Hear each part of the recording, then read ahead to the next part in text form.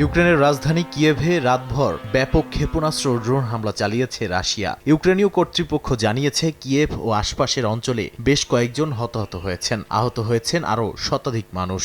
বহু আবাসিক ভবন ধসে পড়েছে, আগুনে পুড়েছে বিভিন্ন স্থাপনা। ইউক্রেনের বিমান বাহিনীর দাবি, রাশিয়া 23টি ব্যালিস্টিক ক্ষেপণাস্ত্র ছুড়লেও ইন্টারসেপ্টর সংকটের কারণে একটিও ভূপাতিত করা সম্ভব হয়নি। তবে ক্রুজ ক্ষেপণাস্ত্র ও বেশিরভাগ ড্রোন প্রতিহত করা হয়েছে।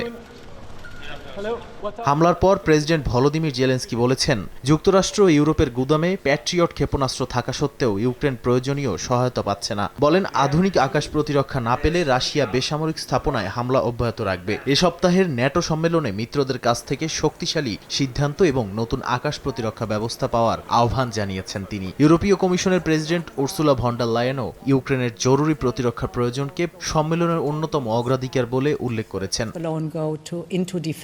এদিকে হোয়াইট হাউসে সাংবাদিকদের সঙ্গে আলাপকালে মার্কিন প্রেসিডেন্ট ডোনাল্ড ট্রাম্প দাবি করেছেন, রাশিয়া ইউক্রেন যুদ্ধের অবসান মানুষের ধারণার চেয়েও কাছাকাছি। তার দাবি, প্রেসিডেন্ট পুতিন যুদ্ধ শেষ করতে চান এবং জেলেনস্কিও এখন শান্তি চান। ন্যাটো সম্মেলনের ফাঁকে ট্রাম্প ও জেলেনস্কির বৈঠকের সম্ভাবনা রয়েছে। তবে যুদ্ধক্ষেত্রে হামলা অব্যাহত থাকায় ট্রাম্পের আশাবাদ কতটা বাস্তবসম্মত তা নিয়ে প্রশ্ন উঠছে।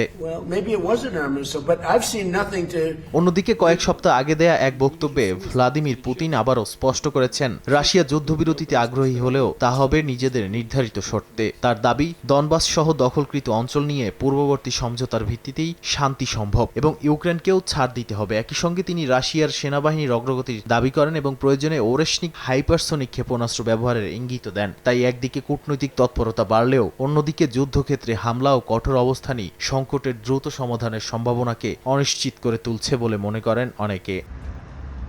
নাদিম মারজান, সময় সংবাদ।